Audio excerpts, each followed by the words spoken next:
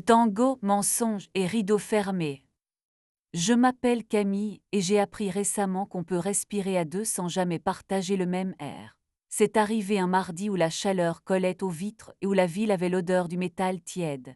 J'avais glissé la main dans la poche intérieure de la veste de Marc, mon mari, pour y trouver les clés de la voiture, et mes doigts sont tombés sur un reçu plié en 4, très soigneux, avec l'entête d'un hôtel du centre. 2 cafés, une chambre, 4 heures d'intervalle. J'ai remis le papier comme on repose un oiseau mort au bord d'un chemin. Je n'ai rien demandé.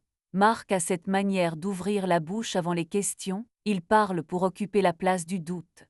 Ce soir-là, il a raconté un déjeuner avec l'équipe, un client très pressant, un retour tardif à cause des embouteillages. Pendant qu'il déroulait sa ficelle, j'ai regardé ses mains. Ce sont des mains qui savent signer des contrats et tapoter des épaules, mais qui peinent à tenir la vérité sans la renverser. Je me suis entendu dire simplement « d'accord ». Ce n'était pas un consentement, c'était un recul. Le lendemain, j'ai inscrit mon nom au cours de tango qui avait ouvert au bout de la rue Bichat. L'affiche promettait une technique d'étreinte qui respecte la liberté. Cela m'a fait rire. J'avais besoin d'une phrase qui ose ce paradoxe. La salle sentait la cire et les histoires longues, des néons doux, un parquet patient. Le professeur s'appelait Raphaël. Il avait des yeux calmes, cette lenteur articulée de ceux qui savent écouter un corps avant de lui demander quoi que ce soit. « Et vous êtes déjà danseuse ?» m'a-t-il demandé, en posant le CD comme on poserait la main sur l'épaule d'un ami. « Et je ne sais pas encore », ai-je répondu. La musique a commencé, quelque chose de serré et de souple à la fois. Nous avons formé des couples maladroits. Raphaël passait entre nous en silence, ajustant un poignet, un souffle, la distance entre deux torses. Quand ce fut mon tour, il a glissé une main ferme dans mon dos, pas un ordre, un guide, l'autre a offert l'avant-bras, et ma paume s'y est posée comme une décision. Sa joue a effleuré ma tempe. « Respirez ici », a-t-il murmuré, et l'air est arrivé net, comme si l'on m'avait ouvert la fenêtre derrière le sternum. Nous avons avant. Je suis rentrée avec les cheveux un peu collés à la nuque, les lèvres plus rouges qu'à l'ordinaire parce que la vie, quand elle y met du sien, colore son produit.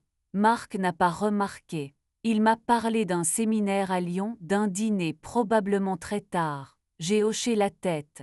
La nuit, je me suis allongée en bord de lit, comme pour que la mer, si elle voulait venir, sache par quelle plage aborder. Le jeudi, à la papeterie où je travaille, j'ai reçu un message anonyme, fenêtre 9, hôtel du sémaphore 16H. Tu ne veux plus d'hypothèses, j'ai des images. Un lien, j'ai posé le téléphone. Je connais le sémaphore, ses volets gris, ses rideaux couleur miel. On y fête des baptêmes discrets et des adultères polis.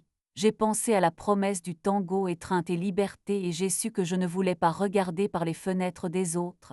J'ai répondu « Garde tes preuves, je veux des décisions, pas des images ». La personne a insisté. Le cours a pris sa place dans mes jours.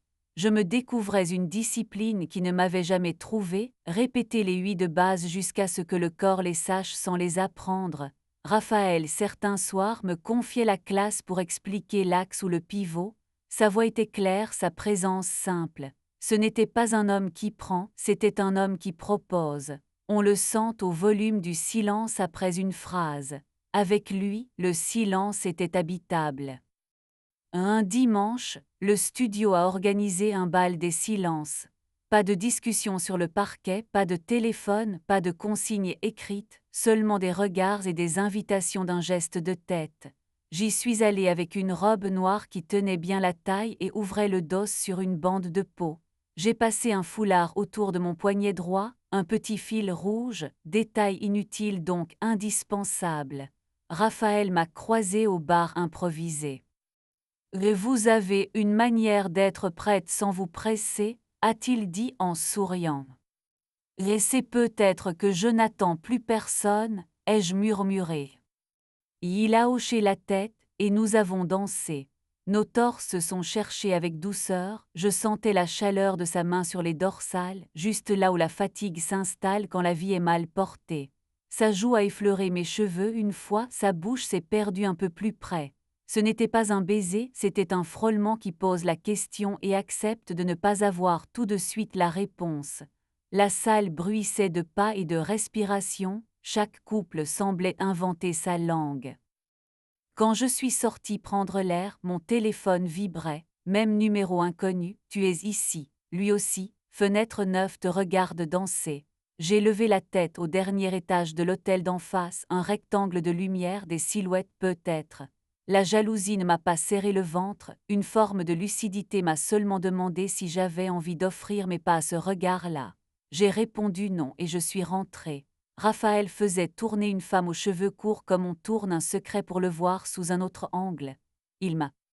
Le lundi matin, Marc a déposé une rose sur la table de la cuisine. Il a dit « pardon » d'une voix qui demandait « répare-moi ». Je me suis assise. Tu sais ce que tu fais, Marc, tu sais ce que je sais, on peut parler sans se gifler. Il a hoché la tête, puis l'a secouée, puis l'a reposée dans ses mains. Il a parlé de fatigue, de pression, de dérapage. Ce mot-là a glissé sur le carrelage et s'y est brisé. Je n'ai pas crié. Je lui ai simplement proposé la seule vérité tenable. On va faire une pause, 2 semaines. Tu n'utilises pas notre lit pour y dormir avec un mensonge. Je n'utilise pas la honte pour faire semblant de comprendre. On se revoit après. S'il y a encore un nous, on laissera autrement.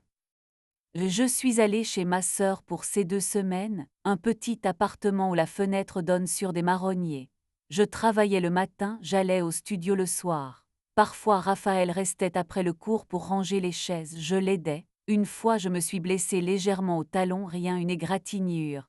Il s'est accroupi à lever mon pied avec précaution, à poser un pansement. Ce geste m'a bouleversée plus que n'importe quel discours. Le calme de ses doigts disait « Je ne te répare pas, je t'accompagne pendant que tu le fais ». L'anonyme a repris ses messages, je les lisais sans y entrer. Fenêtre 9 a des photos, demande-lui votre voyage annulé, tu sauras pourquoi. Elle porte toujours un foulard clair-voie. Le elle m'a donné une forme, une silhouette, un parfum vague. J'aurais pu la détester si je l'avais croisée au coin d'une rue, mais c'est difficile de haïr une hypothèse. Je lui ai écrit une fois « Tu veux me faire mal ou tu veux me sauver ?» Réponse « Je veux que personne ne soit dupe. » Et j'ai compris. Cette femme n'était pas ma rivale, elle se battait. La veille de la fin de la pause, Raphaël m'a proposé de travailler une séquence plus lente, une valse pour dénouer. La salle était presque vide. Il a mis un disque qui savait attendre. Nous avons dansé longtemps. Les jambes parlaient au lieu des langues. À un moment, il a arrêté la musique. Camille, dit-il, je ne suis pas un endroit où se cacher. Et je ne te demande pas d'être un mur, plutôt une fenêtre, si tu veux bien, ai-je répondu. Il a appuyé son front contre le mien, très délicatement. Sa main a trouvé la mienne dans l'espace. Nos doigts se sont entrelacés comme des phrases qui ont enfin la ponctuation juste. Ce n'était pas une déclaration, c'était un rendez-vous de respiration. Le lendemain, j'ai retrouvé Marc dans un café aux banquettes en simili rouge. Il avait l'air d'un homme qui a dormi trop droit. Il a dit qu'il voulait recommencer proprement. Je lui ai parlé de ce que j'avais appris, que l'étreinte ne vaut que si l'on y respire, que la liberté ne sert à rien sans une main qui tient sans serrer. Il a regardé par la vitre, un bus a avalé notre reflet. Il y a une femme, a-t-il soufflé, et je l'ai vue me regarder dans la vitre, pas dans les yeux. Elle m'écrit aussi. Elle veut faire éclater. Elle veut juste que tu cesses d'écrire à l'envers, ai-je dit. Ce n'est pas de la dynamite, c'est un miroir. Il a posé les mains sur la table. Elle tremblait un peu. La compassion est une bête étrange, elle arrive même quand on a raison d'être blessé. Je l'ai prise au sérieux, nous avons décidé de nous séparer sans invective. Nous avons partagé les livres, les affaires de cuisine, les plans, il a gardé le monstrat qui me donnait des feuilles au printemps, j'ai pris le ficus capricieux. Nous avons signé plus tard, chez un notaire qui parlait doucement comme on referme une boîte à musique. La personne anonyme a cessé d'écrire. J'ai compris qui c'était par hasard, un soir d'averse, Louise, ma voisine du 3e, la fenêtre pile en face de l'hôtel du sémaphore. Elle a glissé au détour d'un escalier, on se croit à l'abri derrière des rideaux, vous savez, j'ai préféré vous le dire. Elle n'a pas demandé pardon et je lui en ai su gré. Nous avons parlé de lessive et d'ampoules. Ça suffit à deux femmes pour se comprendre. Avec Raphaël, rien n'a explosé, ça s'est ouvert. Nous avons avancé comme on traverse un parquet après l'avoir ciré, en respectant l'éclat. La première fois que nous nous sommes retrouvés hors du studio, ce fut à l'Hôtel des Muses, pas de sémaphore, pas de fenêtre neuve. Une chambre claire, des rideaux écrus, une table où poser la timidité. Nous nous sommes déshabillés comme on défait une conversation, bouton par bouton, phrase par phrase. Sa bouche a trouvé mon épaule, ma main a suivi la ligne de sa nuque. Nous avons parlé, ri, nous sommes tus. Je n'ai pas cessé pour autant de vivre seul. J'ai gardé mon appartement, j'ai choisi une nappe à rayures et des verres un peu trop fins.